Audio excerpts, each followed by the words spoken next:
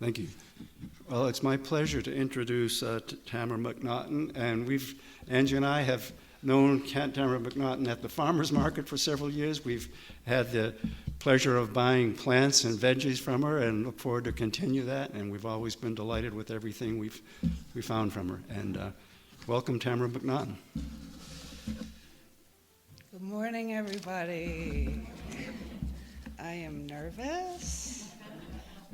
So I wonder if everybody would join me for a second, if you'll raise your hands and just shake them around a little bit. Thank you. It is a beautiful day, and it's really great to be here. Thank you all also for being here with us. I am going to tell you about the 10 bodies as outlined by Kundalini Yoga, which has become a dear practice to me over the last many years. I also want to take you on a little bit of a Kundalini adventure while I have you here. And what I appreciate, I checked out Emily. Thank you, Emily, for inviting me to speak. Checked out the website because I've thought about coming a number of times and just haven't. But what I appreciate, it seems that the Unitarian Universalist and Kundalini are aligned in this statement that, well, I guess it doesn't say this specifically, but the idea that Unitarian Universalist accepts a diversity in the universality of beliefs and providing a space where each person, this is what came off of the internet, each person is encouraged to build a personal theology based on experience, reason, and insight, which is very directly what Kundalini Yoga also teaches. Your personal experience and insight is the wisdom teacher that lives inside each of us. And each of us has our own experience. So my truth may not be your truth, but both of our truths are correct and true for us. And to celebrate that and to remember that in our being in the world.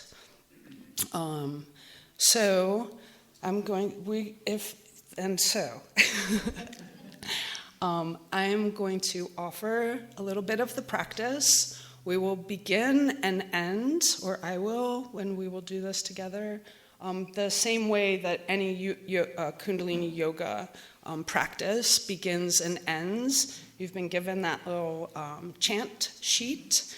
The explanation of the words isn't what we will sing. We will sing the Om Namo Gurudev Namo 3 times at the beginning, and then at the end we will chant Sat Nam once.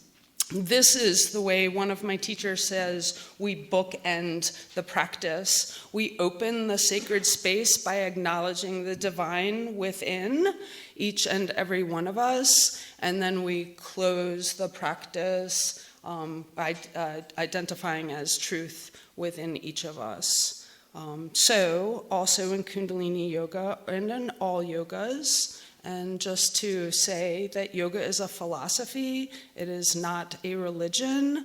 Most yoga is aligned with Hinduism, which is a religion. Kundalini is aligned with the Sikh religion, but also in the same lineage and line as most yogas, as it's all one, right? So whatever I suggest or offer over this time of the participatory aspect, you can or don't have to participate. Your truth, whatever is comfortable for you. I will share that in Kundalini Yoga, the sound vibration is very important. It is called the nod, which is kind of the silence of vibration, truly, and we can enter that through sound.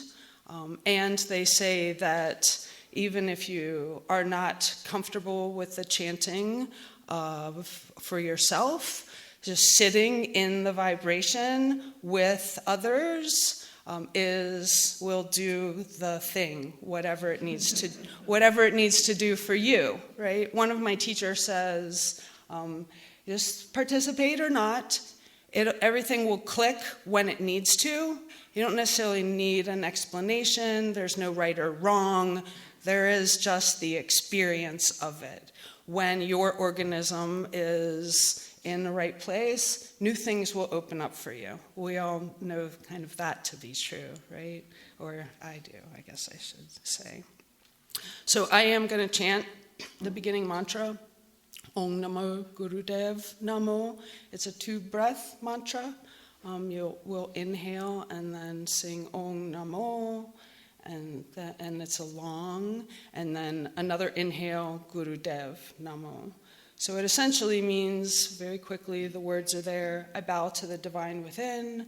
I'm drawing in what they call the golden line of teachers. One of my teachers says, you're kind of calling in everyone who has loved you into being, everything that has taught you something in this life, and also acknowledging the divine within each of us.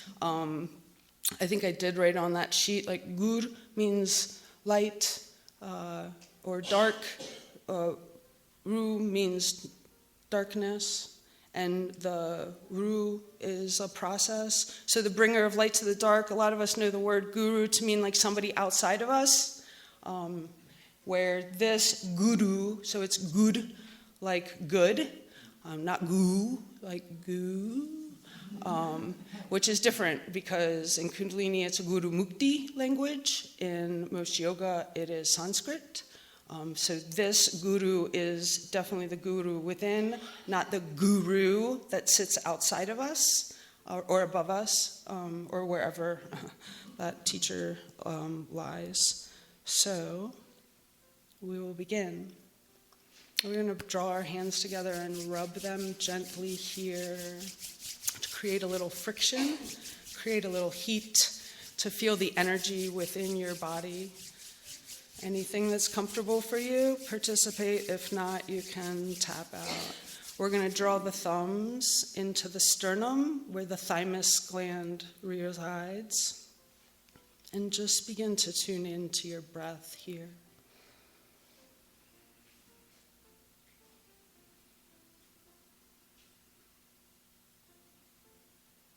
As you inhale, feel yourself connect to the universe, to the divine above. As you exhale, sink your roots down deep into the earth, grounding.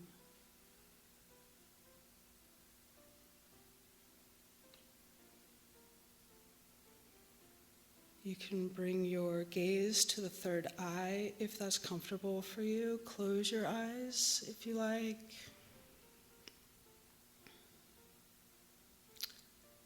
And we'll take a deep in-breath here together. We'll exhale completely, let all of the air out. We'll inhale to chant. Om Namo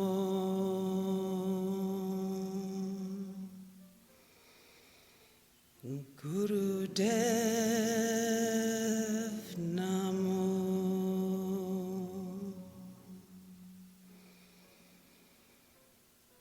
Om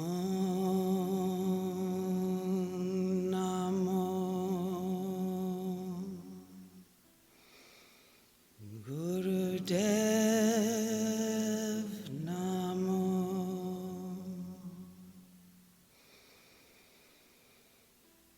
Om Namo Gurudev Namo. Come back to your natural breath. Feel into the vibration.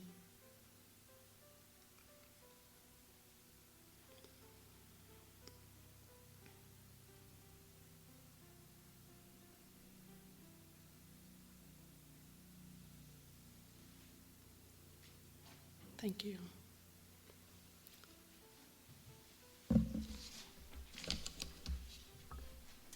So I'd also like to add, before I go into the 10 bodies, one of the ideas in Kundalini Yoga, a quote that comes from Vasant Lad, who has recently moved to just north of Asheville. He is like the Ayurvedic doctor from India, and he had a big school in New Mexico, kind of near where the founder of Kundalini came from, or came to, in New Mexico as well. In Kundalini, they say emotions are energy in motion, Vasant Lad says, on its way to becoming love. So all emotions are good emotions. Even though, like, it's not just good vibes here. It's all vibes are allowed here, because anger and fear and these kind of dark-ish emotions are things that we do need to process and release, digest, and let them go so that they can become love. So as I talk about some of the bodies here, I did want to acknowledge that, because how many bodies do we have? How many bodies are you familiar? 7? 7 or 8? So chakras, maybe?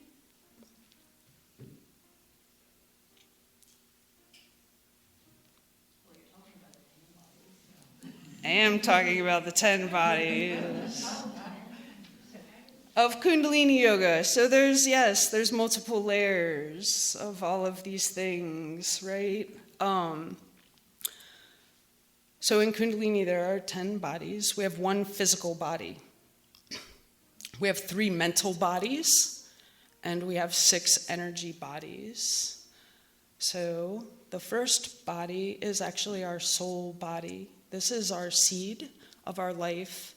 This body is the one that travels with us from lifetime to lifetime. So in yogic philosophy, there is the belief in reincarnation. This is not the only life we live, but we live it through this physical body in this life. The soul never leaves us. It is our best friend for eternity, for lifetime to lifetime. The soul has its lessons to learn, and the 5th body, the physical body, is, they say, the playground within which the soul gets to experience those things. The playground is the senses, the eyes, the ears, the sensations. I also want to say here, because Kundalini Yoga is a yoga for householders, it is not a yoga for monks. It is a yoga for people who have jobs and children and pressures of this world. We, in Kundalini, some do seek and do live in ashrams, but it is mostly for people who have to experience or want to, or whatever, the pressures of this world. And so these practices help us maintain the energy so that we can play in this world, so that we can release these energies. So soul body is with us forever. It is eternal.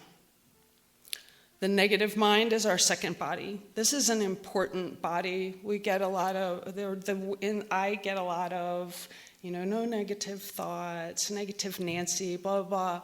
But there is a purpose for the negative mind. It protects us. It keeps us safe.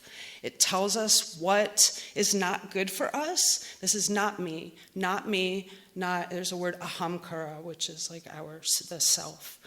Not me. The negative mind protects us from those things, keeps us safe. The positive mind is the one that looks for opportunity.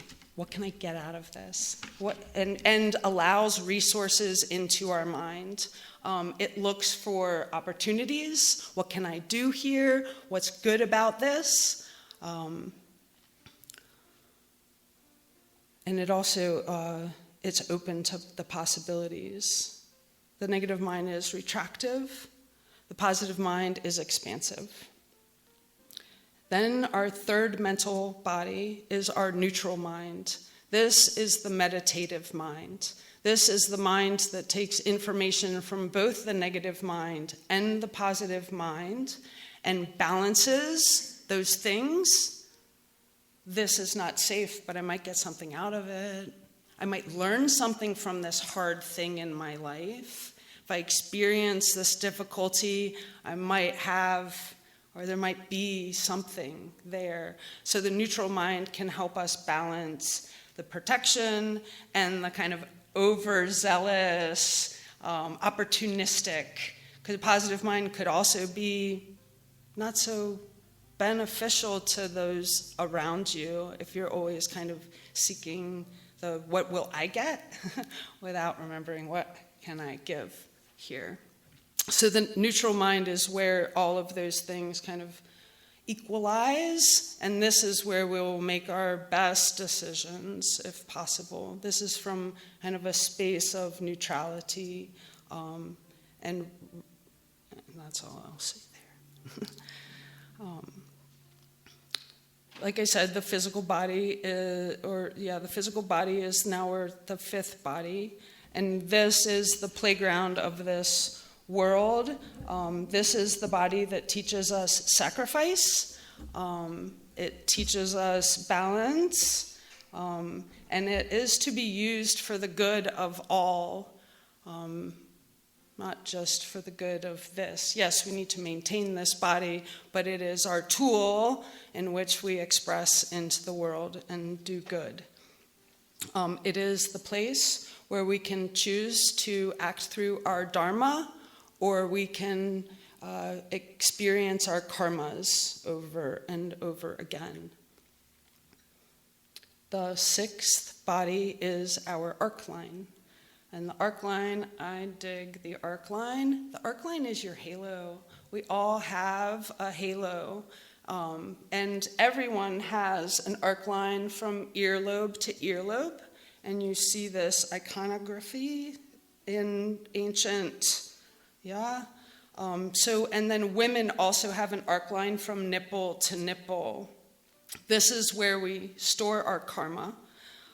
And this is where we can find justice, protection, projection. The arc line is the nucleus of our aura, which is the next body, the seventh body. The arc line also helps us regulate our nervous system and our glandular system in Kundalini yoga, balancing your hormones and your glands. Your meridian lines is an important part of the practice. This is also the miripuri, the balance between the physical and the cosmic. So in the practice, there's a lot of practices where we can clear the arc line, clear the karmas.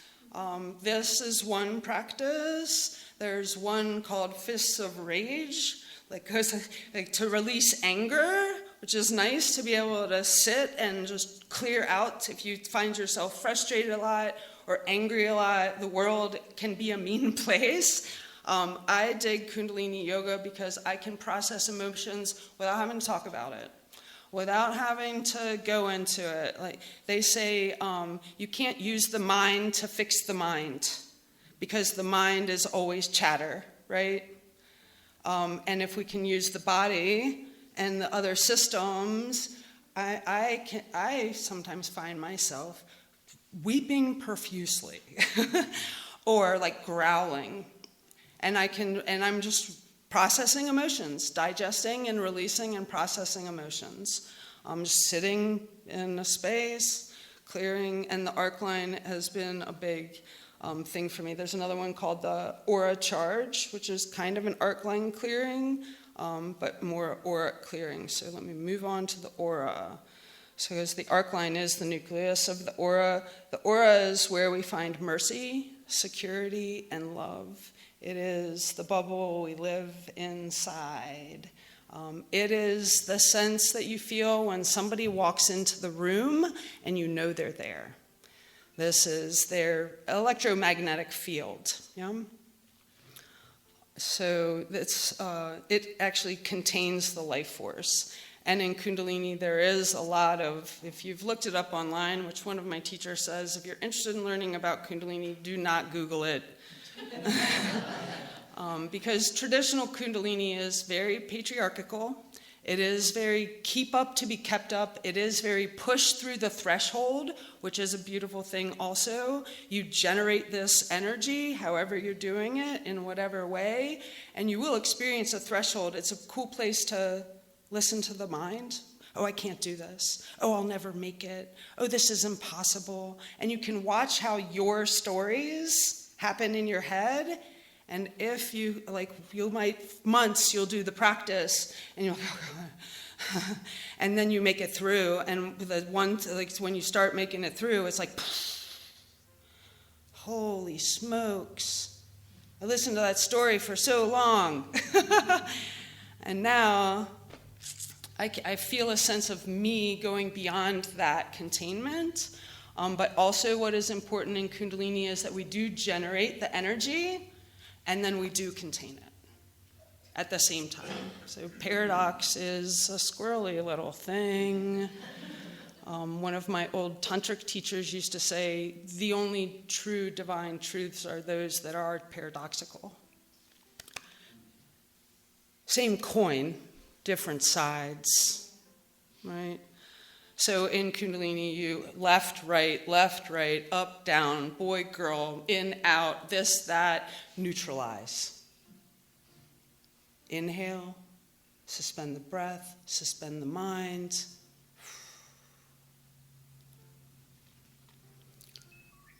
You can clear your aura as well.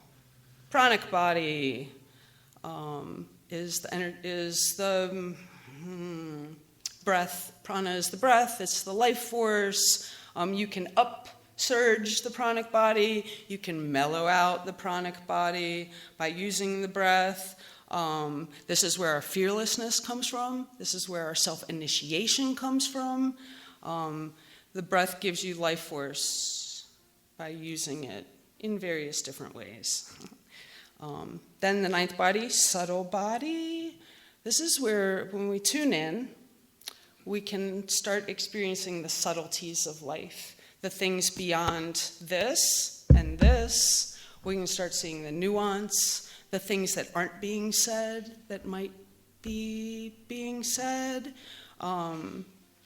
We can penetrate beyond the superficial and see and experience the sublime of the world and the sublime of our life.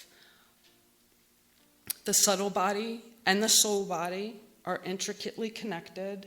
It is the subtle body that at the time of death carries the soul through its process, wherever it might go from there. It's the subtle body, like the soul body is your best friend, and then the subtle body is the best friend of the soul. And then the radiant body. This is where all the bodies are balanced and working together. This is where somebody walks into the room and everybody feels them. And everybody is like, they glow, they shine, they like emit this, whatever it is. This is where our royal courage comes from. This is where our nobility comes from. In Kundalini yoga, it is called a Raj yoga, which means royal. And we are all kings and queens in our lives. And in the radiant body, we can really experience that. A queen of my queendom, king of my palace. We all have the life that we own in this world and the life that we have been given to be given. Radiant body. This is where people have a magnetic presence.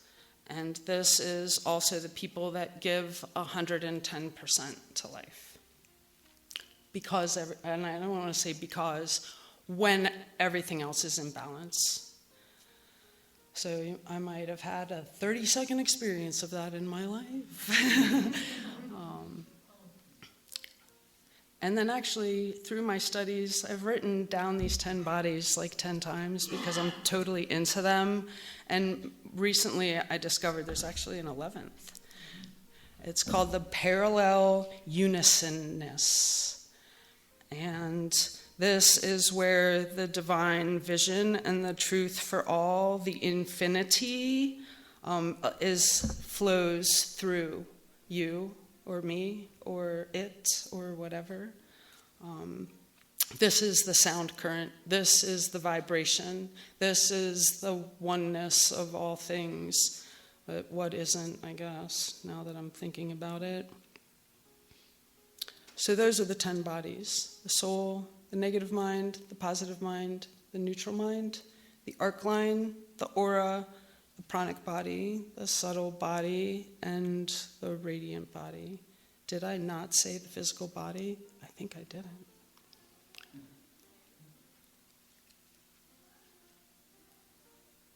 That's all I had to say.